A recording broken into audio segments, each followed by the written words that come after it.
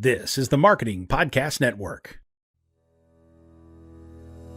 Welcome to Uncorking a Story, the podcast that introduces you to the rich world of storytellers who share their personal journeys, creative processes, and the stories behind their stories, one conversation at a time. I'm your host, Mike Carlin, and I'm thrilled to be part of your writing journey. If you're an aspiring writer, a literary enthusiast, or simply someone who believes in the transformative power of words, you've come to the right place. Every week, we'll pop the cork on the world of successful storytellers and give you a healthy pour of inspiration, insight, and empowerment. My mission is to help writers like you realize your full potential through the transformative and therapeutic power of writing. Whether you're just starting your literary voyage or looking to refine your craft, I'm here to provide you with the knowledge, inspiration, and encouragement you need to embark on your own storytelling adventure. So, are you ready to uncork your story and let your creativity flow? Uncorking a Story is about to begin. Sit back, relax, and let the transformative magic of storytelling whisk you away. Welcome to Uncorking a Story. Mary Carol Moore is the Amazon best-selling and award-winning author of 3 novels, and her writing has been featured on NPR and in the New York Times. She received her MFA from Goddard College and has taught throughout the U.S. and abroad at various writing schools and universities since 1998.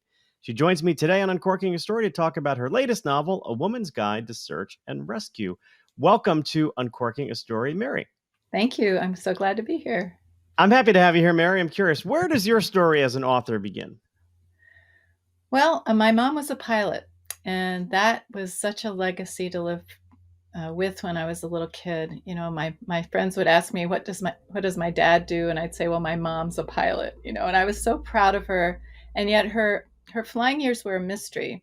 She was one of the women's air service pilots that was in World War II. And it was a non-military organization, and they took the place of some of the flying men who were needed overseas. So she applied to this program. I think only 2,000 people got in out of 20,000 applicants. And for 2 years of her life, I think 1942 was when she started. For 2 years of her life, when she was in her 20s, she was a pilot, and she flew everything. She flew little planes like Spitfires, and she flew big 4-engine bombers. And I thought, wow, this is so incredible. And yet when I was growing up, she didn't talk about it very much. It's possible because that era of the war, people didn't really want to talk about too much, but this was incredible to me. And she was always a mystery. And she had scrapbooks she kept in the drawer in the cupboard in the hall, and I would pull them out and I'd say, Mom, tell me about this. But she wouldn't really. She had few stories. So I decided to write a book about women pilots and use it as a way to get to know my mom.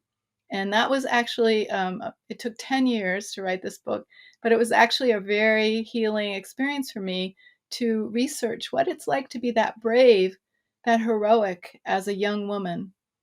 And of course, I had to take flying lessons myself to understand it fully, but it was just an amazing experience to dive into the world of aviation from a woman's point of view. Did you enjoy the flying lessons? Well, it was noisy and smelly. It was really noisy and really smelly. And yes, I loved it. And at the same time, I felt like there was a lot of learning to do. It's like a huge area. I'm in my later years now, and it's a huge area of my life to initiate something in.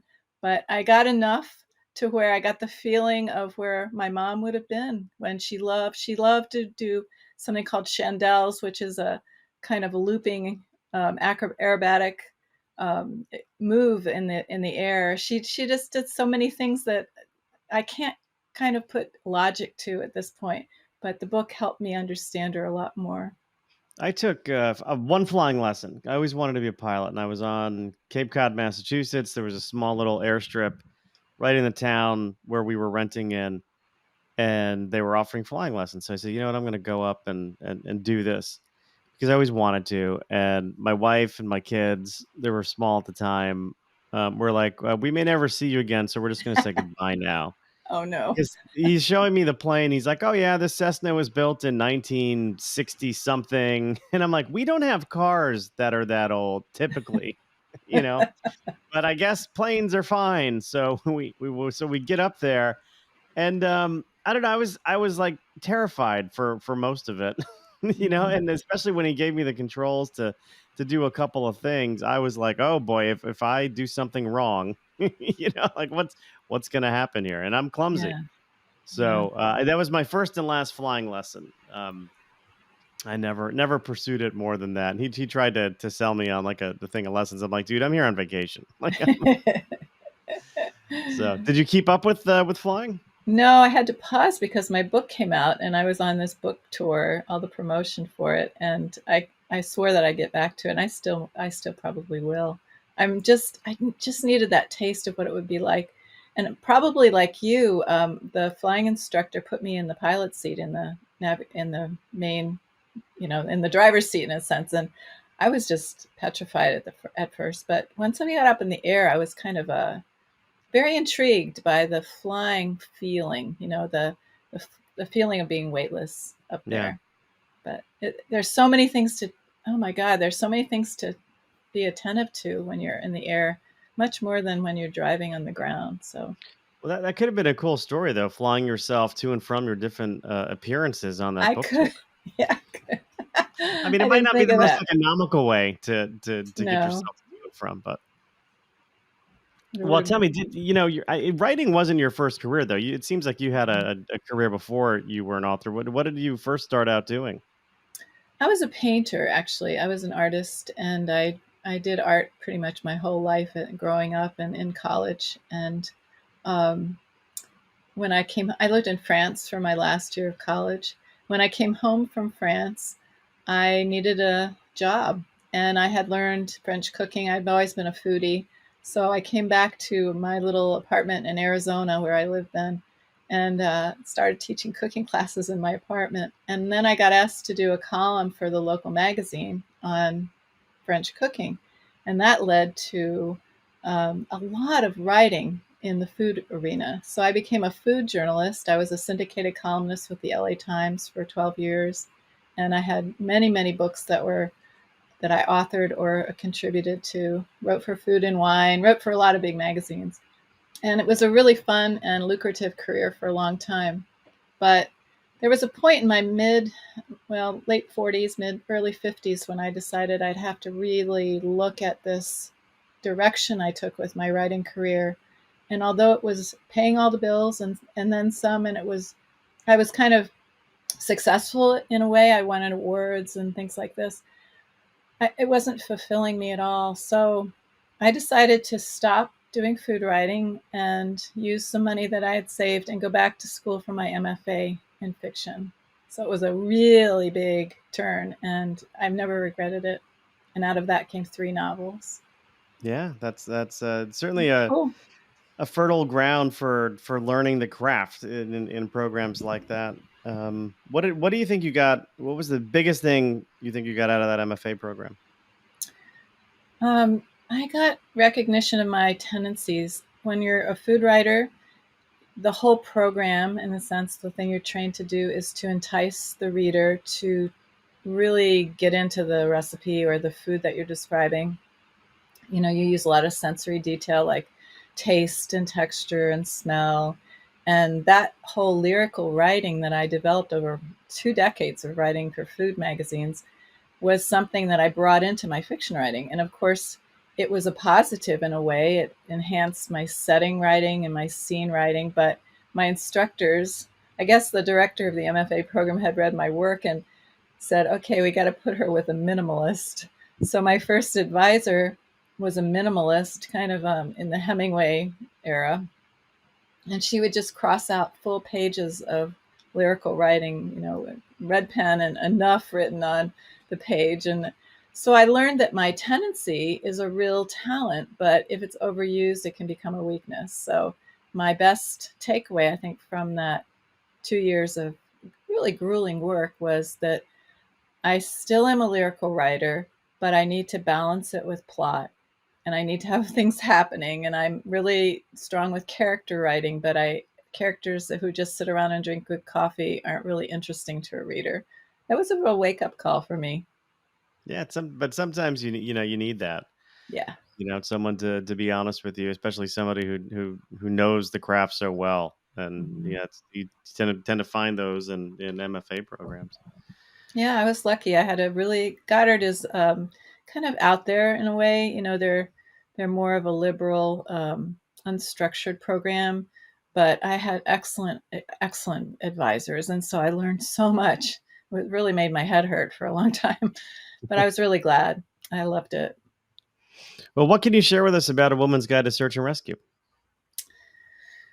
Well, it's about two estranged sisters who have never met because of their father's betrayal. One is the product of the marriage, one is the product of an affair.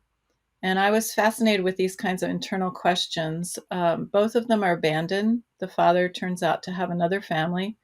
And what would it mean to be unwanted and to search for family but never be sure you're welcomed into it? Who would rescue you from that kind of loneliness? So I really love that idea of these two estranged sisters reuniting. They're both pilots, but I had no plot. So my agent said, I love your writing, but you need a plot. So I went and found a thriller writer with the UCLA writing program, and he helped me build a whole thriller plot.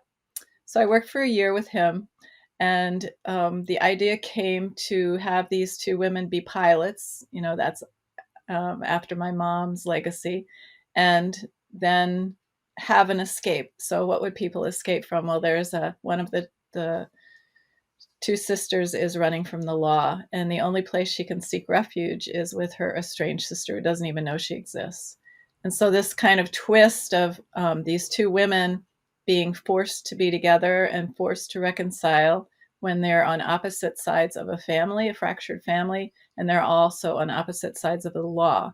Because the sister that is the sanctuary is a search and rescue pilot, and she is like by the book about everything, really, really high ethics. And the sister that is escaping from the crime that she actually didn't commit is somebody that always took shortcuts and always kind of bent the law. So in every way, they're opposites, and I wanted to see what would happen if I put them together.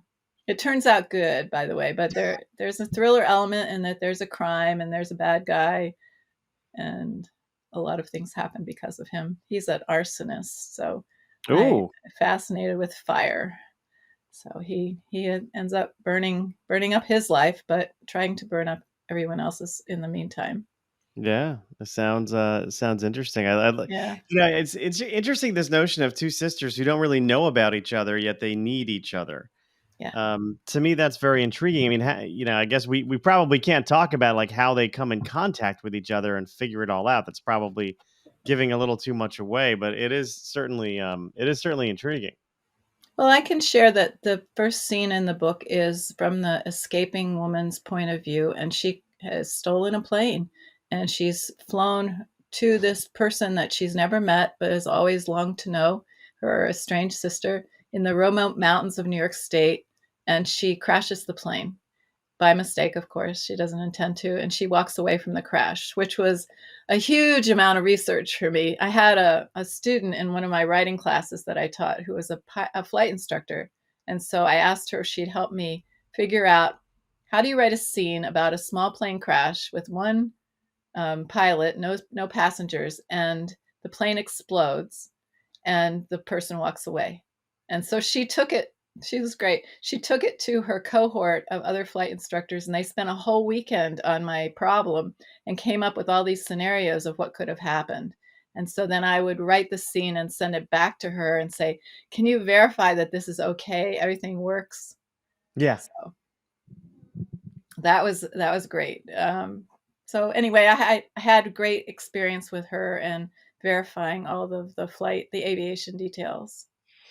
Well, so I know that you took flying lessons and to help understand kind of what your mom went through, and that led to your first book. I'm glad you didn't take it so far as to crash Oh a my plane god. and try and walk away from it so you could write that scene more authentically. I think there is a good case for doing some, external research, perhaps. Yes. Well, she actually walked away from an engine fire. She had to land at LaGuardia and her engine was on fire, so she had to do dead stick landing, and that was one of those stories that I grew up with going, my mom, who just made meatloaf for dinner, had to land her plane with her engine on fire, So the dichotomy of the juxtaposition of who she was as my mother and then who she was as a pilot. So I tried to build that into the story as well, this kind of ordinary woman who's also a hero. Yeah. What do you hope people take away from this book in terms of a central theme? Is there a central theme or lesson you hope people take away from it? The fact that these two women are estranged and they long for family is my main theme in the book, is the idea of found family and the hope that, yes, you do have a pod of people out there who will accept you for who you are. And they may not actually be your biological family or your family of origin, but they may be people that meet in your life, you gather in your kind of in a pod, and that there are second chances. There's a chance to find that pod. And so these two women who are so opposed and so on opposite sides of the spectrum come in and become a family. So I hope that that is what people get out of the book, take away from the book. Yeah, I love that idea of a found family. Family's not just the people you're born into living with, Mm-hmm. but Mm-hmm. they could be others as well out there. Finding your tribe, as they say. Yeah, I think most people have a tribe, and the value of it is huge. I think that this story is supposed to give hope that the tribe is out there and that, there are people that will accept you as you are. Very cool. Well, Mary, one of the things I like to do is get to know my guests through asking some pop culture questions. So I'm curious, going back in time a little bit here, what were some of your favorite things to watch on TV when you were growing up, if anything? Yes, this will tell you a lot about me and how old I am too. There was a show that ran every week called It Takes a Thief, and it was Robert Wagner. That's really a long time ago. But I just loved it. I just love the whole idea of people, somebody that was an anti-hero. He's a real badass character, and yet he came across to the viewer as somebody that you'd really respect. And I was totally in love with him as a teenager, of course. So that was one of my favorite shows that I don't know, the whole idea of the convolution of mystery and suspense and crime, that whole thing was just incredible to me. So, how do you solve a mystery like that? I think that's what attracted me to the thriller part of my novel too.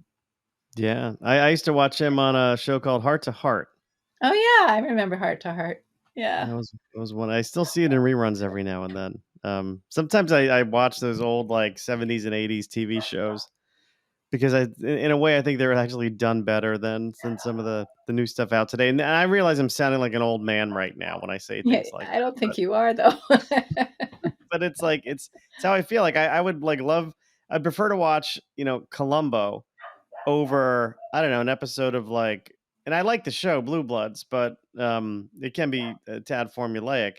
But to me, like, there's nothing like those like old, Columbo or Yeah, what's the other one? Kojak is one that I've been Kojak, watching right? a lot recently. Yeah, I like the mystery and the cleverness. I think that's the thing that really gets me is how clever people are when they're faced with impossible circumstances and then what they'll risk. So I just love the whole idea, you know, Yeah, what people risk. I know we talked a little bit about TV. What about music? What did you like listening to growing up? Well, I was pretty eclectic. I grew up in the 70s, as you can probably tell, and I was really into bands like Eno, Fripp and Eno, and Yes, and the Folkies, Crosby, Stills and Nash, and those guys. I did a little music when I was young, play guitar and stuff. So Mhm. I love that kind of stuff. Yeah, Yeah. I really love the 70s music. I just still my son is almost 30 now, and he when he was young, he was in high school, I think, and he came in one day and he said, "Mama, you got to listen to this. This is incredible." And he played a Bob Dylan track, and I thought, Bob Dylan, I grew up with Bob Dylan, come on. But for him, it was incredibly new and it was wonderful. He just thought the lyrics were incredible and the message was so. I can see that's all circling back now, like attention Yeah. on that stuff that it was really meaningful in my life. Music was everything. Yeah, I agree. I love Dylan. And I love 70s music. I used to listen to a lot of, hard rock, heavy metal type music when I was younger. Now it's so funny. I make fun of myself because I listen to 70s on 7 on Sirius radio. Oh, And really? I love it all. Yeah. I don't know. I think Yeah. my older brother had a bit of an influence on me, and I start like listening to Gordon Lightfoot now, and eh, Wow. and like give me some Anne Murray, and I'm happy. It's I don't know. There's a something about the music that came out of the '70s, particularly the more softer rock Yeah. stuff, that I really have been really enjoying lately. I don't know. I think That's it's I think great. it's because I'm getting old. I don't know. Yeah, it's nostalgic a little bit. Yeah, I there's still have something. my LPs, the vinyls from back then, and it's just amazing to look at the covers and see what was so cool back then, and what's so different now.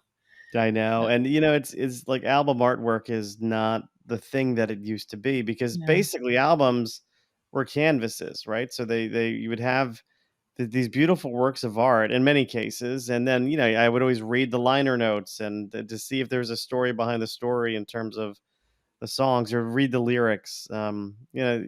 Kids growing up these days, old man warning again, they don't have that. Like they don't have the liner notes. They just download everything and it's on Yeah. their phone and it's not the same. It's not the No, same. it's true. It's really true. Yeah. What about biggest words of advice you could give or offer to an up and coming author? What would you tell somebody who wants to eventually publish 3 or more novels one day? What would you tell an up and coming author? I've thought a lot about this question because I taught writing for so many years, and I would go into class trying to think of what I could offer, the most important thing that I would have wanted to get. And I think that there were two things that I really would pass on to other authors. The first is allow yourself to take your time. Even when you have an agent and you have a publisher and you have the whole machine of publishing behind you, it's still that there's a pressure, there's a marketing pressure, there's a marketing kind of machine that you actually engage with as you release your book. But if you go back a little bit towards the early stages of creating the book, that's when I think you need to take your time and allow yourself to really be proud of what you work with and what you've come up with. Because for me, my books are still around 10 or 15 years later. They're still in print, they're still being sold.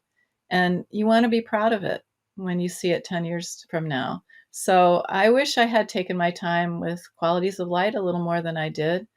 Um, a Woman's Guide to Search and Rescue, I took 10 years to write. And I thought, God, you're so slow, to get this book finished. But there were a lot of things I had to learn and tons of research about things I didn't know. And I wanted to have it accurate and I wanted to have it really vetted by people I respected. So that would be my first piece of advice is to really take your time.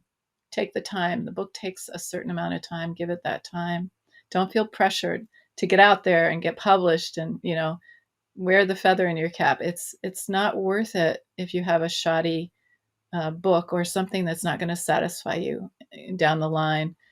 And then the second piece of advice would be, like I learned in my MFA program, find your tendencies and realize whether they're strengths or weaknesses. What do you need to balance them so that they become talents instead of tendencies? Like my tendency was lyricism, and I needed to balance it with minimalism in order for it to become a talent. And now it is. And I can write without the kind of overkill of, setting and descriptive words.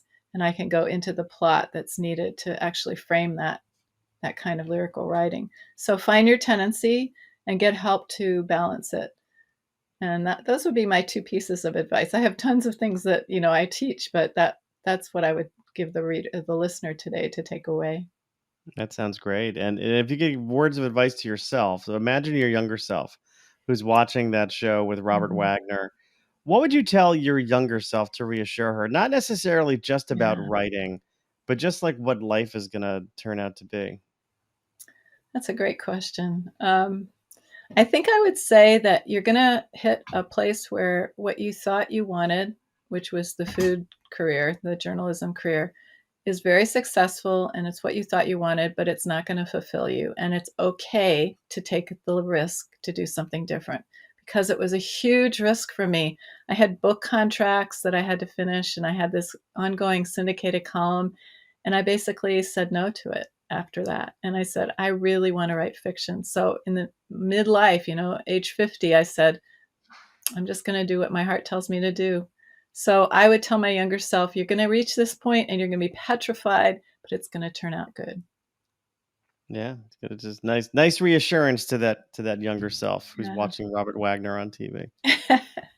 Mary, where can people learn more about you? Do you have a website or social media that you're active on? I do. I'm on all social media platforms at this point: Facebook, Instagram, Threads.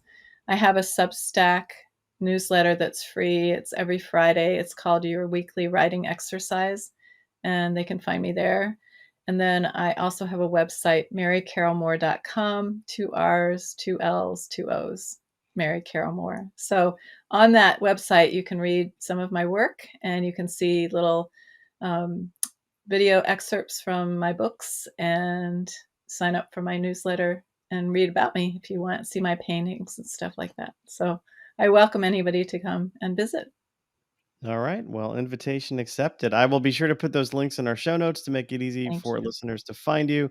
Mary, I'm going to say thank you for stopping by Uncorking a Story and letting me uncork yours. Thank you.